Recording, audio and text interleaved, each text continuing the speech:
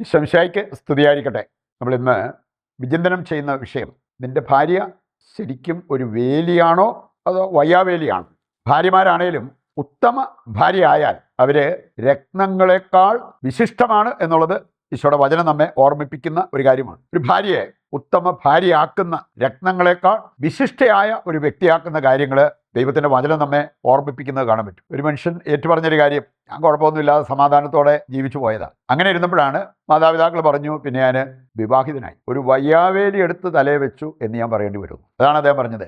ഞാൻ വളരെ സമാധാനത്തോടെ സന്തോഷത്തോടെ പൊക്കോണ്ടിരുന്നതാണ്, അന്നേരമാണ് അവരെന്നെ പിടിച്ചു കെട്ടിച്ചത്. ഈ സുഭാഷിതങ്ങൾ 12 4-ാമത്തെ വചനം എടുത്താൽ അവിടെ ഒരു കാര്യം പറഞ്ഞിട്ടുണ്ട്, ഒരു ഭാര്യയ്ക്ക് ഭർത്താവിൻ്റെ കിരീടമാകാൻ പറ്റും. അതുപോലെ തന്നെ ഒരു ഭാര്യയ്ക്ക് ഭർത്താവിന് ഒരു ബോൺ ക്യാൻസർ പോലെ ആകാൻ പറ്റും. രണ്ടിനും സാധ്യതയുണ്ട്. ഉത്തമ ഭാര്യ ഭർത്താവിൻ്റെ കിരീടമാണ്. എന്നാൽ ദുഷ്ടയായി മാറിയാൽ അവൾ ബോൺ ക്യാൻസർ പോലെ അവനെപ്പോഴും വേദന ജനിപ്പിച്ചുകൊണ്ടിരിക്കും എന്നുള്ളത് വചനഭാഗം നമ്മളെ പഠിപ്പിക്കുന്നുണ്ട്. വേറൊരു വചനം പ്രഭാഷകൻ 36 30-ാമത്തെ വചനം. അവിടെ പറഞ്ഞിരിക്കുന്നത്, ഭാര്യയില്ലാത്തവൻ വേലിയില്ലാത്ത വസ്തു പോലെയാണ്. വേലിയില്ലാത്ത വസ്തു സുരക്ഷിതമാകത്തില്ല. അതുകൊണ്ടാണ് ഞാൻ പറഞ്ഞേ, നിന്റെ ഭാര്യ ഒരു വേലിയായിട്ട് മാറാം, വയ്യാവേലിയായിട്ടും വേണേൽ മാറാം. ഓരോ ഭാര്യമാരും പ്രത്യേകം ശ്രദ്ധിക്കേണ്ടത്, എൻ്റെ ഭർത്താവിനോ മറ്റുള്ളവർക്കോ വയ്യാവേലി ആകരുത്. അത് ഒരു സാമാന്യ മര്യാദയുടെ ഭാഗമായിട്ട് നമ്മൾ ഏറ്റെടുക്കേണ്ട ഒരു ദൗത്യമാണ്. ആദ്യമായിട്ട് നമുക്ക് ഏതാനും വചനങ്ങളിലൂടെ ഉത്തമ ഭാര്യ എത്ര ശ്രേഷ്ഠം എന്നുള്ളത് വചനം കൃത്യമായിട്ട് പഠിപ്പിക്കുന്നുണ്ട്. പ്രഭാഷകൻ 26 1-ാമത്തെ വചനവും 3-ാമത്തെ വചനം. 1-ാമത്തെ വചനം പറയുന്നത്,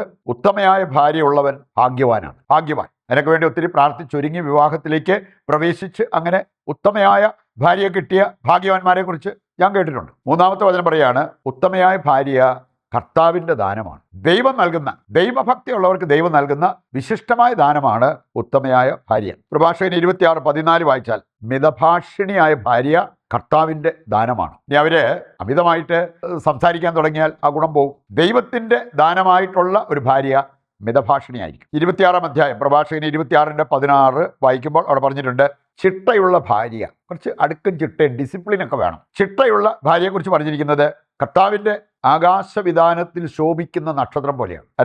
അത് ദാനിയേലിന്റെ പുസ്തകം 12-ാം അധ്യായം 3-ാമത്തെ വചനം എടുത്താൽ അവിടെ പറഞ്ഞിട്ടുണ്ട്, ജ്ഞാനികൾ അവര് ആകാശത്തിൽ നക്ഷത്രം പോലെ ശോഭിച്ചുകൊണ്ടിരിക്കും. അപ്പോൾ ഈ ചിട്ടയുള്ള ഭാര്യ ഏതാണ്ട് അതുപോലെ ആയിരിക്കും എന്ന് വചനം നമ്മെ ഓർമ്മിപ്പിക്കുക. സുഭാഷിതങ്ങൾ 18-22 കൂടി എടുക്കുകയാണെങ്കിൽ അവിടെ പറഞ്ഞിട്ടുണ്ട്, ഉത്തമയായ ഭാര്യയുള്ളവൻ ഭാഗ്യവാനാണ്. അതുകൊണ്ട് ഉത്തമ ഭാര്യയുടെ ശ്രേഷ്ഠതയാണ് ഈ വചനങ്ങളെല്ലാം വിളിച്ചു പറയുക. ഉത്തമ ഭാര്യയാകാൻ ആവശ്യമായിട്ടുള്ള ചില കാര്യങ്ങൾ, ഇത് വളരെ പ്രധാനപ്പെട്ട കുറേ കാര്യങ്ങളുണ്ട്. സുഭാഷിതങ്ങൾ 31-ാം അധ്യായം, അതിൽ നിന്ന് ഏതാനും വചനങ്ങൾ എടുത്താൽ അതോടൊപ്പം നമുക്ക് മറ്റു ചില വചനങ്ങൾ കൂടി കാണാം. ഒരു ഭാര്യയെ ഉത്തമ ഭാര്യയാക്കുന്ന കാര്യങ്ങൾ സുഭാഷിതങ്ങൾ 31-30 വായിച്ചാൽ, അവൾ ദൈവഭക്തിയുള്ളവരായിരിക്കും. ദൈവഭക്തി ഇല്ലാത്തൊരു വ്യക്തിക്ക് ഉത്തമ ഭാര്യയാകാനായിട്ട് സാധിച്ചെന്ന് വരത്തില്ല. 31-12 വായിച്ചാൽ, അവൾ ആജീവനാന്തം ഭർത്താവിന് നന്മ ചെയ്യും. നന്മയല്ലാതെ ഉപദ്രവം ചെയ്യത്തില്ലെന്ന് അതാണ് ദൈവവചനം നമ്മെ പഠിപ്പിക്കുക. 31-13 കൂടി എടുക്കുകയാണെങ്കിൽ അവിടെ പറഞ്ഞിട്ടുണ്ട്, അവൾ ചുറുചുറുക്കോടെ ജോലി ചെയ്യും. വീട്ടിലെ കാര്യങ്ങൾ, മറ്റു കാര്യങ്ങളെല്ലാം നല്ല ചുറുചുറുക്കോടെ അവൾ ചെയ്തുകൊണ്ടിരിക്കും. ചിലരെ കാണാൻ സാധിക്കും, അലസത അവരെ ബാധിച്ചിരിക്കും. ഈ അത്യാവശ്യം ചെയ്യേണ്ട കാര്യങ്ങൾ പോലും ചെയ്യാതെ ചുമ്മാ കിടന്ന് ഉറക്കോ, അങ്ങനെയുള്ള കാര്യങ്ങളൊക്കെ. അങ്ങനെയുള്ളവരുടെ വീട് ക്ലീൻ ആയിരിക്കോ, ആ വീട്ടിൽ എന്തെങ്കിലും അടുക്കും ചിട്ട ഉണ്ടാവുമോ? പ്രഭാഷകൻ 33-28 പറയുന്നുണ്ട്, അലസത തിന്മകൾ വളർത്തുന്ന ഒരു കാര്യമാണ്. ഉത്തമ ഭാര്യ ചുറുചുറുക്കോടെ ജോലി ചെയ്യുന്ന ഒരു വ്യക്തിയായിരിക്കണം. 31-ാം അധ്യായം 15-ാമത്തെ വചനം കൂടി എടുത്താലോ, ഉത്തമ ഭാര്യ അതിരാവിലെ ഉണരും. ഒരുപാട് ഇങ്ങനെ ലേറ്റായിട്ട് എഴുന്നേറ്റ് അങ്ങനെ അത്യാവശ്യം വീട്ടിൽ ചെയ്യേണ്ട കാര്യങ്ങൾ ചെയ്യാത്ത വ്യക്തികൾ ശരിക്കും പറഞ്ഞാൽ ആ കുടുംബത്തിനൊരു ഭാരമാണ്, അപമാനമാണ്. ഉത്തമ ഭാര്യ അതിരാവിലെ ഉണരും, അവള് പ്രാർത്ഥിക്കും, വീട്ടിലെ ജോലികളൊക്കെ ചെയ്യും. അധ്യായം തന്നെ പഠിപ്പിക്കുന്നുണ്ട്, അവളുടെ വിളക്ക് രാത്രി അണയത്തില്ല. ഏതാണ് ആ വിളക്ക്? പ്രാർത്ഥന. അവളുടെ പ്രാർത്ഥനാ ജീവിതം അതൊരിക്കലും അണയത്തില്ല. 31-ാം അധ്യായം 21-ാമത്തെ വചനം കൂടി എടുക്കുകയാണെങ്കിൽ, അവള് ദീർഘവീക്ഷണമുള്ളവളായിരിക്കും. വരാനിരിക്കുന്ന കാര്യങ്ങൾ, വരാനിരിക്കുന്ന ആവശ്യങ്ങളൊക്കെ മുൻകൂട്ടി കണ്ടുകൊണ്ട് അതനുസരിച്ച് അവൾ കാര്യങ്ങളൊക്കെ ക്രമീകരിച്ച് മുമ്പോട്ട് പോകും. തണുപ്പുകാലം വരുവാണെങ്കിൽ അതിനുള്ള ക്രമീകരണങ്ങൾ അവർ നേരത്തെ നടത്തിയിരിക്കും. അങ്ങനെ ദീർഘവീക്ഷണമുള്ള വ്യക്തിയായിരിക്കും. 31-ാം അധ്യായം 26 കൂടി എടുക്കുകയാണെങ്കിൽ, ഉത്തമ ഭാര്യ തൻ്റെ സംസാരത്തിൽ ജ്ഞാനം പ്രകടമാക്കും. നമ്മൾ ഈ സംസാരിക്കുന്ന കേൾക്കുമ്പോൾ അറിയാം ഒരു വ്യക്തി ജ്ഞാനമുള്ള വ്യക്തിയാണോ, അല്ലെങ്കിൽ അവർ ഉത്തമ ഭാര്യയാണോ, ഭോഷത്വമാണോ പ്രകടമാക്കുന്നത് എന്ന കാര്യം. പ്രഭാഷകന്റെ പുസ്തകം 26-14 നമുക്ക് ഏതാനും ചില കാര്യങ്ങൾ കൂടി ഈ പ്രഭാഷകന്റെ പുസ്തകത്തിൽ നിന്ന് കാണാം. 26-14 ഉത്തമ ഭാര്യ മിതഭാഷിണിയായിരിക്കും. 26-26 ഭർത്താവിനെ ബഹുമാനിക്കുന്നവളാണ് ഉത്തമ ഭാര്യ. എഫേസസ് 5-ാം അധ്യായം 22 വായിച്ചാൽ അവിടെ പറഞ്ഞിട്ടുണ്ട്, സഭ ക്രിസ്തുവിന് വിധേയപ്പെട്ടതുപോലെ ഒരു ഭാര്യ ഭർത്താവിന് വിധേയപ്പെടണം, ഭർത്താവിനെ ബഹുമാനിക്കണം. 32-ാം അധ്യായം 4-ാമത്തെ വചനം പഠിപ്പിക്കുന്ന ഒരു കാര്യം, സാമർഥ്യം നല്ലതാണ്, പക്ഷേ അസ്ഥാനത്താകരുത്. അനവസരത്തിൽ സാമർഥ്യം കാണിക്കുന്നത് ഉത്തമ ഭാര്യയ്ക്ക് ചേർന്നതല്ല. 33-ാം അധ്യായത്തിന്റെ 30-ാമത്തെ വചനം എടുത്താൽ പ്രഭാഷകൻ 33:30, ആരോടും അളവ് വിട്ട് പെരുമാറരുത്. ചിലരൊക്കെ ബോർഡർ പാലിക്കാതിരുന്നത് കൊണ്ട് പിന്നീട് വലിയ വലിയ പ്രശ്നങ്ങളിൽ ചെന്ന് പെട്ട് ഡിവോഴ്സിൽ പോലും എത്തിയ സംഭവങ്ങൾ.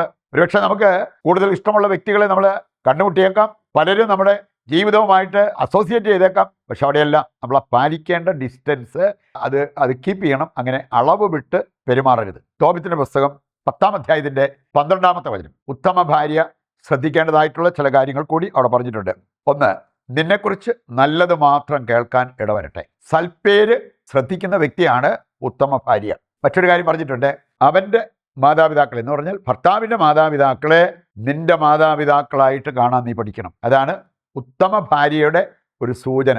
ചിലര് ഭയങ്കരമായിട്ട് അവരുടെ സ്വന്തം മാതാപിതാക്കളെ ഒന്ന് വിടാനോ അല്ലെങ്കിൽ ഭർത്താവിൻ്റെ മാതാപിതാക്കളെ മാതാപിതാക്കളായിട്ട് കാണാനോ ഒരു വിധത്തിലും തയ്യാറാകാത്ത വ്യക്തികളെ നമ്മൾ കണ്ടെന്ന് വരും. ഉത്തമ ഭാര്യയുടെ ഒരു സൂചനയല്ല അത്. പ്രഭാഷകൻ 25-23-ാമത്തെ വചനം, ഭർത്താവിനെ പ്രീതിപ്പെടുത്താത്ത ഒരു ഭാര്യ ഉത്തമ ഭാര്യയാകില്ല. പ്രീതിപ്പെടുത്താത്തവൾ എന്തായിത്തീരും എന്നവിടെ പറഞ്ഞിട്ടുണ്ട്, അവൻ്റെ കൈകാലുകൾക്ക് തളർച്ചയായിട്ട് മാറും. ഒരു ഭാര്യയെ ഉത്തമ ഭാര്യയാക്കുന്ന കാര്യങ്ങളാണ് നമ്മൾ കണ്ടത്. അവസാനമായിട്ട് നമ്മൾ ഓർത്തിരിക്കേണ്ട ഒരു കാര്യമുണ്ട് കേട്ടോ, ഏറ്റവും നല്ലത് ചീഞ്ഞാൽ ദുർഗന്ധം ദുസ്സഹമായിരിക്കും. അതുകൊണ്ട് തന്നെ നമുക്ക് ഇത്രയും വലിയൊരു വിളി ഒരു ഭാര്യ എന്ന നിലയ്ക്ക് ലഭിച്ചിട്ടുള്ളപ്പോൾ ആ വിളിക്കനുസരിച്ച് ജീവിക്കാൻ നമ്മൾ പ്രത്യേകം ശ്രദ്ധിക്കണം. അതല്ലെങ്കിൽ ദുർഗന്ധം ദുസ്സഹമായിരിക്കും. ആ ഒരു കാര്യം തിരിച്ചറിഞ്ഞുകൊണ്ട് തിരുത്തി മുമ്പോട്ട് പോകുവാൻ തീരുമാനമെടുക്കാം.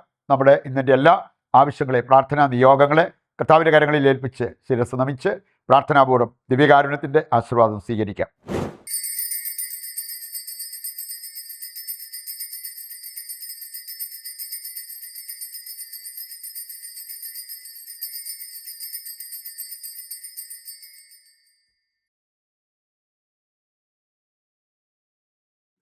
പരിശുദ്ധ പരമ ദിവ്യകാരുണ്യത്തിന് എന്നേരവും ആരാധനയും സ്തുതിയും പുകഴ്ചയും ഉണ്ടായിരിക്കട്ടെ. നാളെ മറ്റൊരു എപ്പിസോഡുമായി വീണ്ടും നമുക്ക് ഒരുമിച്ച് വരാം. ദൈവം നിങ്ങളെ സമൃദ്ധമായി അനുഗ്രഹിക്കട്ടെ.